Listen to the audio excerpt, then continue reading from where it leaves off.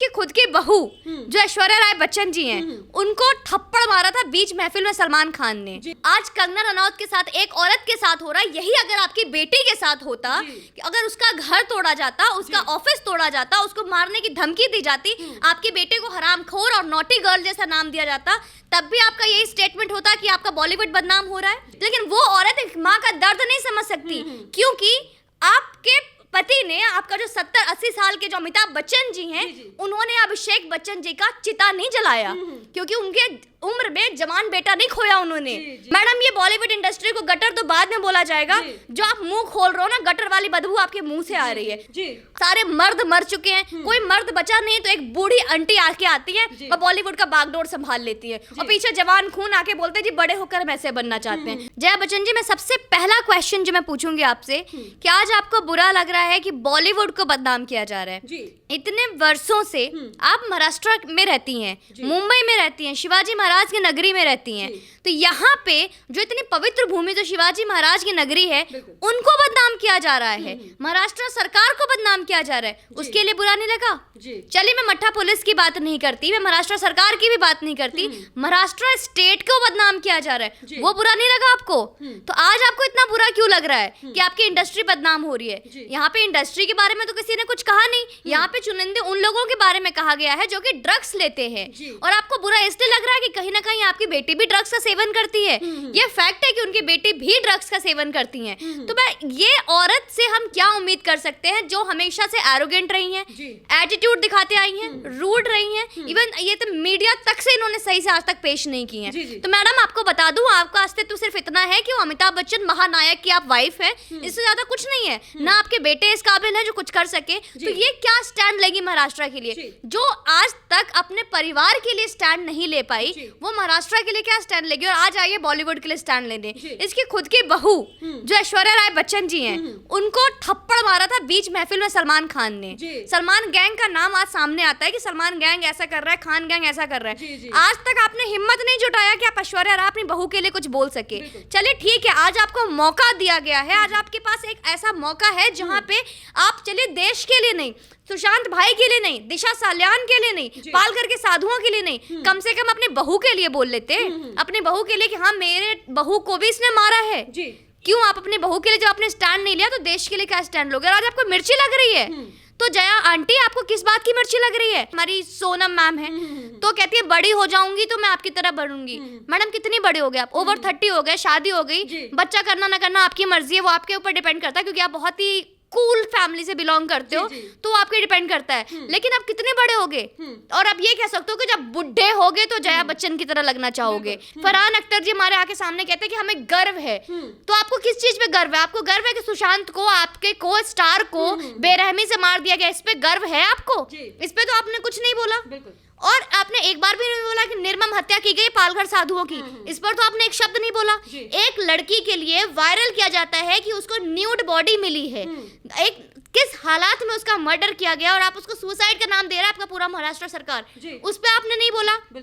एक औरत, मैं सोचती हूँ जया बच्चन जी से, जया बच्चन जी, अगर जो चीज आज कंगना रनौत के साथ एक औरत के साथ हो रहा है, यही अगर आपकी बेटी के साथ होता, कि अगर उसका घर तोड़ा जाता, उसका ऑफिस तोड़ा जाता, उसको मारने की धमकी दी जाती, आपके बेटे को हरामखोर और नॉटी गर्ल जैसा नाम दिया जाता, तब भी आपका यही स्टेटमेंट होता कि आपका बॉलीवुड बदनाम हो रहा है। या फिर आपका बेटा एक दिन आपका भी, जैसे आप हंस रहा है, खुश है, आपको पता है कि आपका बेटा क्या है आपके लिए, बचपन से पाला है आपने, आपका बेटा है, आपका खून है, आपको पता है कि बेटा कैसा है आपका, आपके बहनों को, उनके आपकी बेटियों को पता है भाई कैसा है आपका। और उसी बेटा के बारे में बोला जाता है कि वो बाइपोलर है, डिप्रेस्ड है, एंजाइटी में जी रहा है, और एक दिन कोई आता है और आपके बेटे को आपसे दूर लेकर जाता है, और एक दिन एक कमरे में आपका बेटा अगर फांसी पे टंगा हुआ मिलता है, मरा हुआ मिलता है, तब भी आपका यही स्टेटमेंट होता? आपके घर के संतों को, आपके बुजुर्गों को, आपके पुरखों को अगर बेरहमी से सड़क पर कुछ कुछ लोग मारते तब भी आपका ये स्टेटमेंट होता। तो मैडम इस तरीके का दोगलापंथी आप सांसद में आके नए जो विक्टिम कार्ड खेल रहे हो, आज तक तो मुंह खोला नहीं आपने। तो मैं उनसे यही बोलूंगी, जया मैम आपकी उम्र हो गई है, आराध्या बच्चन आपकी जो बहू है, घर पे बैठ के कुछ खिलौने उनको दो, कुछ खिलौने खुद लो, बैठ के खेलो। इस तरीके की आप हरकत मत करो। बस एक ये है कि आज तक आपने कुछ बोला नहीं, आज आपको बुरा लग रहा है। तो मतलब जवान खून तो खत्म हो गए, सारे मर्द मर चुके हैं, कोई मर्द बचा नहीं। तो एक बूढ़ी आंटी आके आती है और बॉलीवुड का बागडोर संभाल लेती है, और पीछे जवान खून आके बोलते हैं जी बड़े होकर हम ऐसे बनना चाहते हैं। ये सोचो रवि किशन ने क्या बोला। रवि किशन ने ऐसा बोला कि हाँ जी जया जी, आपका बॉलीवुड फैमिली, आपका घर वाला अमिताभ बच्चन या फिर आपके फैमिली से कोई ड्रग्स ले रहा है। उन्होंने तो सिर्फ ये बोला कि भविष्य में ऐसा ना हो, उस पे उन्होंने चिंता जताई। उन्होंने सिर्फ ये बोला कि आगे आने वाली हमारी भी जनरेशन होगी, क्योंकि उनको लगता है कि मेरे टाइम में कोई ऐसा नहीं करता था, या फिर अमिताभ बच्चन जी के टाइम में ऐसा नहीं करता था। लेकिन आज की जनरेशन जो है, जो उनको ऐसा लगता है कि बॉलीवुड में ड्रग्स पैडलर बढ़ते जा रहे हैं, करोड़ों की लेन देन होती है ड्रग्स के नाम पर। उनका कहना है कि और इसमें गलत क्या है। और जो सामने एनसीबी खोल के ला रही है, खोद के ला रही है, खुद सामने चीजें आ रही है। यहाँ तक कि गोवा से कनेक्शन दिखाया जा रहा है, डार्क नेट से कनेक्शन दिखाया जा रहा है, वहां पे आप ऐसे स्टेटमेंट दे रहे हो। मैडम जब एनसीपी नार्कोटिक्स डिपार्टमेंट जब सुशांत के केस में आई थी ना, उस वक्त अगर आप ये स्टेटमेंट देते तो एक बात वैलिड समझ में आती है, सबूत है, गवाह है, जो हमारे जो मुजरिम है वो जेल में है, पूरा बॉलीवुड निकल के सामने आ रहा है, सारा अली खान जैसे का नाम आ रहा है, और लोग बॉलीवुड के सितारे अपना इंडिया छोड़ के भाग रहे। वो नहीं दिख रहा आंटी को, लेकिन आंटी को बॉलीवुड बदनाम हो रहा है। कितनी मूवी की आंटी आपने बॉलीवुड में, जिसके ऊपर टिप्पणी की है वो 600 मूवी बना के बैठा है। बोलते हैं जिस थाली में खाया उसी थाली में छेद किया। मैडम थाली बनाने का और बनाया हुआ थाली परोसने का रिवाज नेपो किड्स के लिए है, उन लोगों के लिए नहीं है जिन्होंने अपना अस्तित्व खुद बनाया, उनके लिए नहीं है जिनका वजूद उन्होंने खुद बनाया। तो ये रवि किशन हमारे बिहार के हैं, तो इनका कोई वजूद नहीं था बॉलीवुड में, क्योंकि ऐसे लोग को टिकने नहीं दिया जाता है। और ये टिकने की कोशिश की थी सुशांत भाई ने, क्या इल्जाम हुआ, क्या अंजाम हुआ उनका।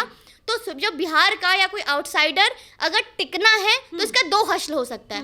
एक कंगना की तरह हो सकता है कि उसको हरामखोर बोला जाए, उसका घर तोड़ दिया जाए, एक ये हश्र है। नहीं तो हमारी सोनाक्षी सिन्हा की तरह बन जाओ, जो बोलती हैं कि जी सबसे ज्यादा मेहनत तो स्टार किड करते हैं, हमें टारगेट क्यों किया जाता है। तो या तो आप सोनाक्षी सिन्हा बन जाओ, तभी आप स्टैंड कर सकते हो, क्योंकि इनके सामने कंगना और सुशांत जैसे आउटसाइडर तो टिकने नहीं देंगे ये लोग। तो यही चीज उन्होंने रवि किशन के साथ किया, लेकिन रवि किशन ने अपनी थाली खुद बनाई, जैसा कि उन्होंने बोला मैंने अपनी थाली खुद बनाई है, अपना खाना खुद परोसा है। और बिहार के समाज ने, यूपी के समाज ने उनको एज अ भोजपुरी स्टार खड़ा किया, और लोगों उन्होंने 600 मूवी बनाई, और बाद में दिग्गज लोगों के साथ बनाई है। जया बच्चन मैम किसके साथ कितनी मूवीज बनाई है आपने।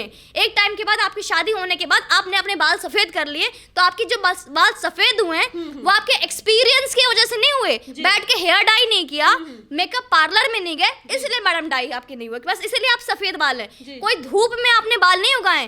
तो हमारे बाल अगर काले में है ना, तब भी मैं ये बोलूंगी मैडम आपसे ज्यादा दुनिया देखी है, क्योंकि हमने गरीबी भी देखी है, अमीरी भी देखी है, माँ बाप का दर्द भी देखा है। लेकिन वो औरत माँ का दर्द नहीं समझ सकती, क्योंकि आपके पति ने, आपका जो 70-80 साल के जो अमिताभ बच्चन जी हैं, उन्होंने अभिषेक बच्चन जी का चिता नहीं जलाया, क्योंकि उनके उम्र में जवान बेटा नहीं खोया उन्होंने, ठीक है। तो उनको दर्द नहीं होगा। माँ का दर्द क्या होता है, कंगना रनौत की माँ से पूछे, जो जब मुंबई आई थी उनकी बेटी, तो पल पल वो डरती थी कहीं मेरी बेटी को कोई मार ना दे, तो वो दर्द उन्होंने नहीं सहा है।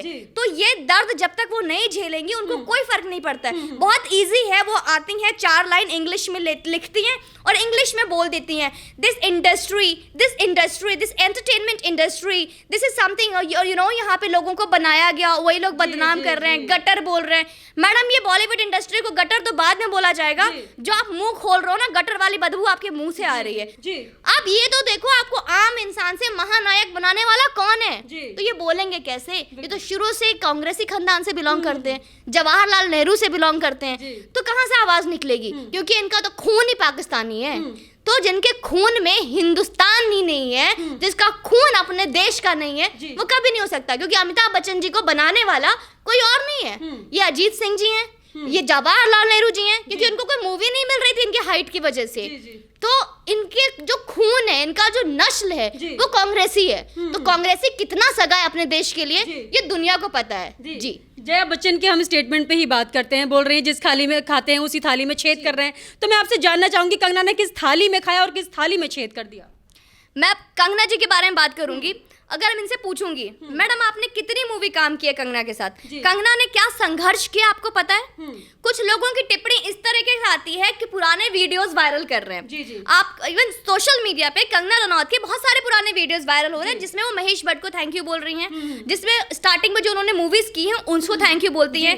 तो पुराने वीडियोस उठाकर दिखा रहे हैं कि बिफोर आफ्टर, कि पहले कंगना रनौत इन्हीं लोगों को थैंक यू बोले नहीं थकती थी और अब इन्हीं के खिलाफ गटर बोल रही हैं। तो भारत बदल रहा है, हमने वो जिंदगी भी झेला है और हमारे बुजुर्गों ने आजादी से पहले भी अपनी सांसों को बंद नहीं की थी। पर इसका मतलब ये नहीं कि अगर हम गुलामी की जिंदगी जी चुके हैं, यहाँ पे रहने के लिए हमने अगर उन लोगों को सलाम ठोका है हमारे बुजुर्गों ने सिर्फ जिंदा रहने के लिए, स्टेबल होने के लिए, इसका मतलब ये नहीं कि उन बुजुर्गों का जो आने वाला कल है उनको सलामी ठोकेगा। अगर आज हम आवाज नहीं उठा रहे, कुछ लोग हैं जो इस चीज पे आवाज नहीं उठा रहे, क्योंकि ये जो आज हुई है बॉलीवुड में पहले से होता आ रहा है। दिव्या भारती मैम के टाइम हुआ, परवीन बॉबी के साथ हुआ, हमारे बुजुर्गों ने आवाज नहीं उठाई। इसी तरह आज अगर आवाज उठाई होती तो हमें फक्र होता कि जो चीज आज हम सुशांत भाई के लिए लड़ रहे हैं शायद ही उन लोगों के साथ क्या हुआ वो सामने आता। तो ये देश बदल रहा है, we need a change.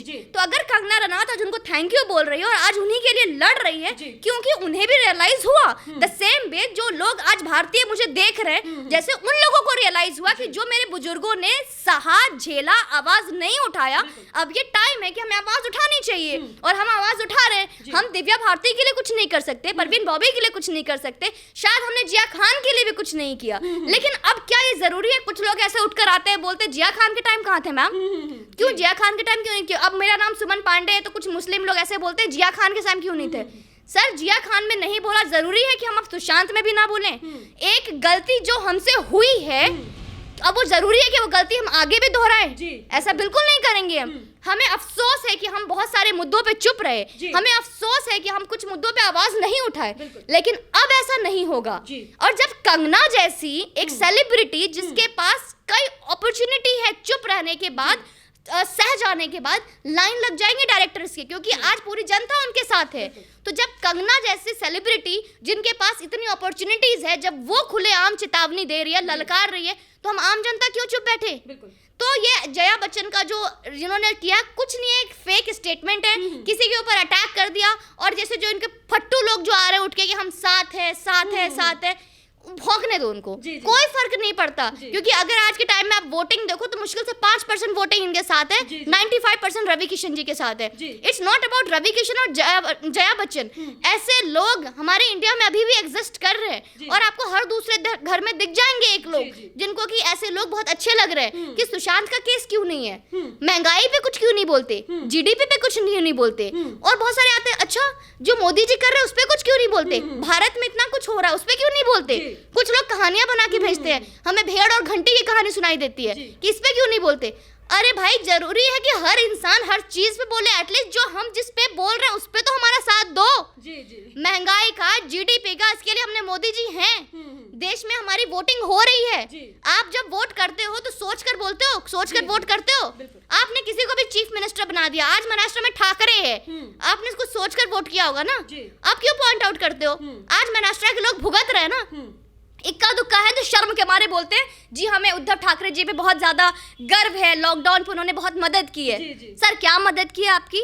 Mumbai से सारे हमारे बिहार के जो लेबर्स हैं, अगर हमारे महाराष्ट्र के उद्धव ठाकरे सरकार जो है या दिल्ली या केजरीवाल सरकार है इतना ही मददगार होती तो हमारे जितने भी यूपी बिहार के लेबर्स हैं उनको धक्के मार के वापस गाँव क्यों भेज दिया गया? उनके क्यों वापस वो रोते गिड़गिड़ाते रोड पर आ गए? क्यों? अगर आपका सरकार इतना ही अच्छा है तो उस पर नहीं बोलेंगे जया बच्चन जी? क्यों जया बच्चन जी को कमी किस चीज की नहीं है? तो मैडम ये बात ठीक कही गई है, गरीब इंसान को सिर्फ रोटी की नहीं इज्जत की भी जरूरत होती है, लेकिन जया बच्चन मैम के लिए इज्जत, गरीबी, रोटी ये सब उनके परे है। एक स्टेटमेंट देना है उनको, बस वो उन्होंने दे दिया जी।